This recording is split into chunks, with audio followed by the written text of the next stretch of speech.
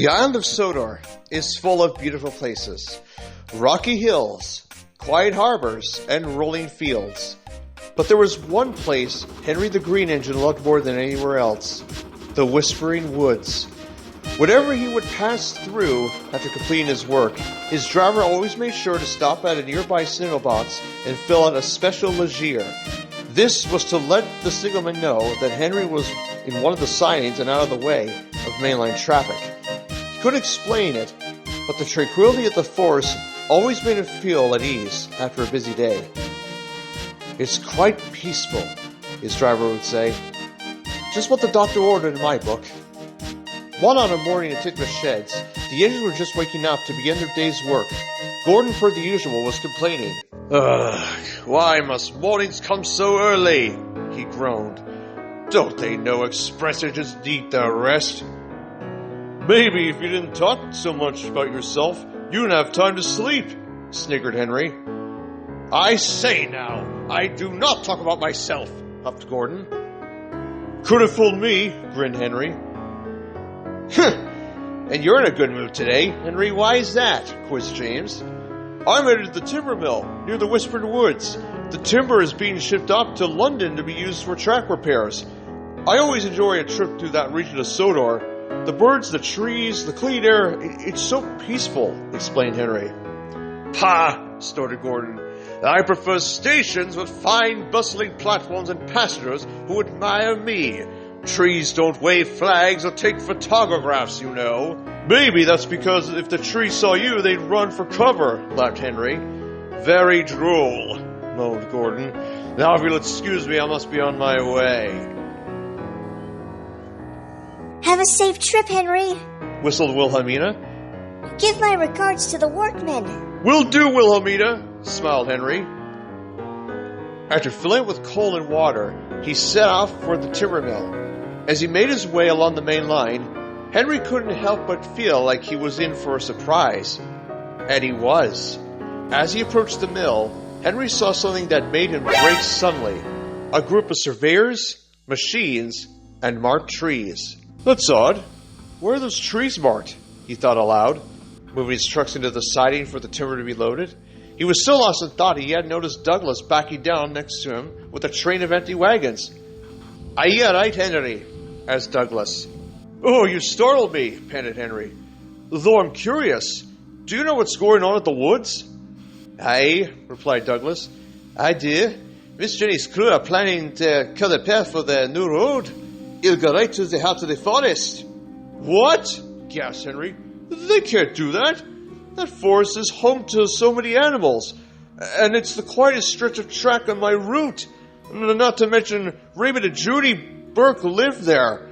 Remember when I told you about that encounter Gina had last year?" "I know that you knew that, laddie.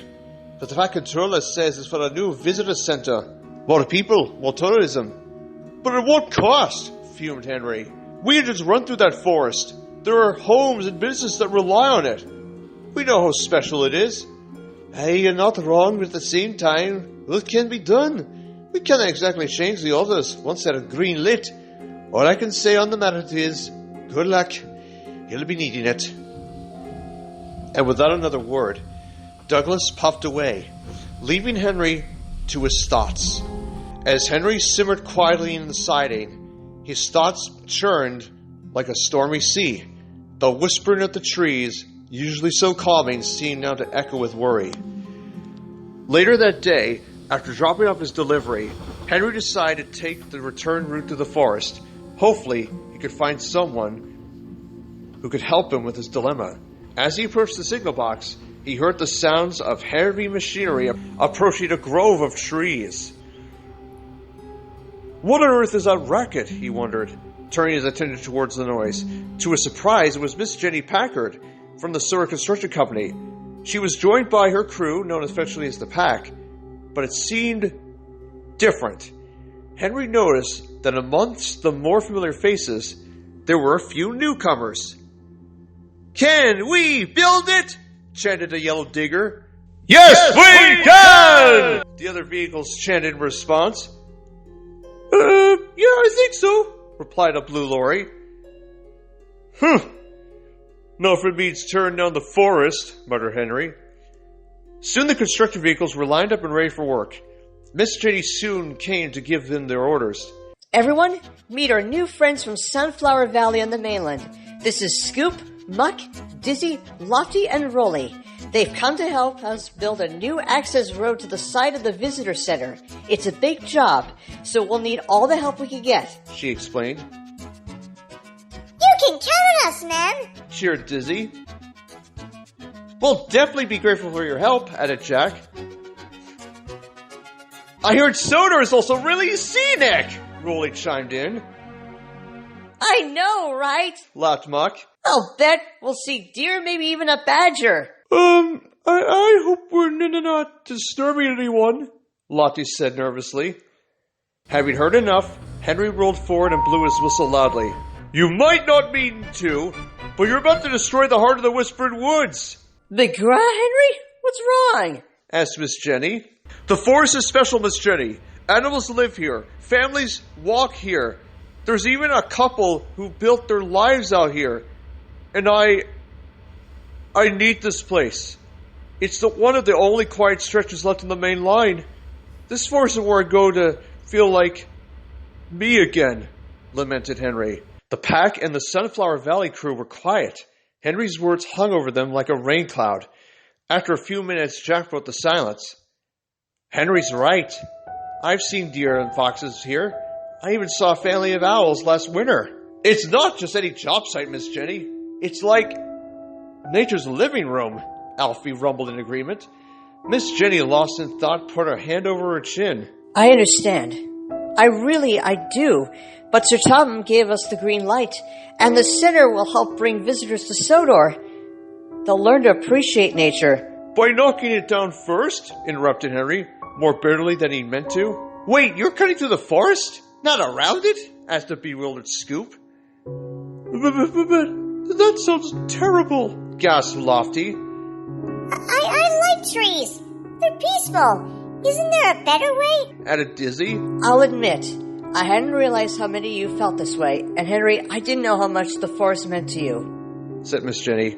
Henry sighed. It's not just me. Ask Edward, ask Percy, even Gordon might agree, if you catch him after his express runs. We've done eco-friendly jobs before, Miss Jenny, explained Scoop. In Sunflower Valley, we had built around wetlands and constructed tree houses that didn't hurt the habitat. We could build a boardwalk. That way people can walk through the woods without hurting the trees, suggested Lofty. And if we reroute the access road to go around the outer trail, we won't even have to need to fell half as many trees, added Jack. Now that's something even Monty and I can get behind, put in Max. We could even make signs that tell visitors what animals live here, grinned Muck. Miss Jenny looked around at the expectant faces of her team. The pack, the newcomers from Sunflower Valley, and Henry all stared at her with a mixture of hope and concern. The edges of Sodor and the construction machines may have been built for hard work, but they clearly had hearts as big as Sodor itself. She folded her arms thoughtfully, looking at the forest. You know, I've always believed in building things that last. And what's the point of building something for people if it means destroying? What makes the place special? She mused. Henry's eyes gleamed with cautious hope. Does that mean you'll reconsider? He asked. We'll rethink, she replied. Scoop, Muck, Jack, and Oliver, I need you to scout ahead for a potential new route. While you do that, I'll call ahead to Sir Tom Matt and the Sodor Railway Council and let them know what's going on. Let's see if we can route the road around the forest instead of through it. No shortcuts. We'll do it the right way. Yay! Tree-saving road project! Cheered Dizzy. I'm always rocking and rolling with the green team, rumbled Rolly. Henry sighed with relief. Thank you, Miss Jenny. You don't know how much this means to me. And to the whole island. One more thing about that boardwalk idea. It was Lofty's, right? Yeah, I just thought people could still enjoy the forest without hurting it, smiled Lofty. You've got the right idea, my friend, grinned Henry. When Henry returned to the sheds that evening, his mind felt lighter than it had in weeks. The sun was dipping down the hills, casting a golden glow over Tidmouth sheds. What's with you? Quizzed James. You look like you just won a gold medal. Were you nominated for the Best Dressed Engine Award again? Giggled Wilhelmina. Not quite, chuckled Henry. But the Whispering Woods are safe. We're getting a new visitor center and keeping the forest. Really? How'd you manage that? Asked Gordon. Teamwork and a little help with some new friends, Henry popped with pride. That's incredible! Beamed Wilhelmina. You're not wrong, laughed Henry. But I'm just glad I could help make a difference on the matter. Construction resumed the following week with a new plan.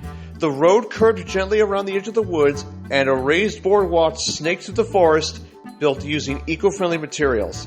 Visitors could walk among the trees without stepping on delicate roots or disturbing nests. Informational signs told stories of local birds, wildflowers, and even Raymond and Judy Burke came to help spread the word. Once the job was finished, Henry pulled the first trainload of visitors to the new trailhead, proudly hauling refurbished coaches from the railway's early years. Children pointed excitedly as deer trotted through the underbrush. Well, Henry, looks like your forest got a second chance, smiled the driver. Yes, and maybe we all did too, the big-edged sighed in contentment. As he took in the sights, Miss Jenny came over to congratulate him. Spot on, Henry. You'd make a mother proud. Not to mention, you've got a keen eye for nature, added Lofty. That's one thing I've come to learn over the years, admitted Henry. No matter where one goes in life, there's always something to look forward to in the ever-changing world. Later that evening, before returning to the sheds, Henry stopped at the signal box as he always did. His driver filled up the Ligier and eased him into the old siding, tucked just off the main line. His boiler gave a contented hiss. The Whispering Woods whispered back, the sounds now filled with laughter, bird calls, and the gentle hum of peace. And through the trees, just barely visible, stood a wooden sign with precision wording painted onto it. Whispering Woods, protected with heart, preserved with purpose. Henry didn't just save a forest. His determination to make a difference had reminded everyone that being really useful sometimes means being really caring too.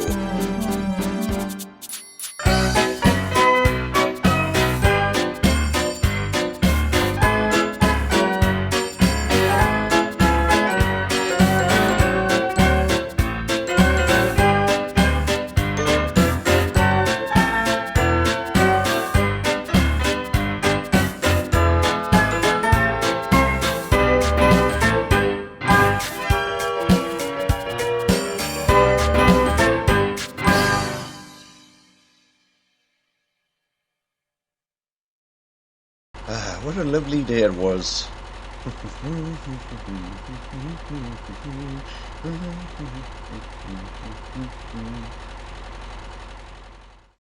Oh, there's the boardwalk. My goodness, Lofty did a fine job with that. It's a very beautiful sound. Well done, Henry. Good job. You did a great deed saving that forest.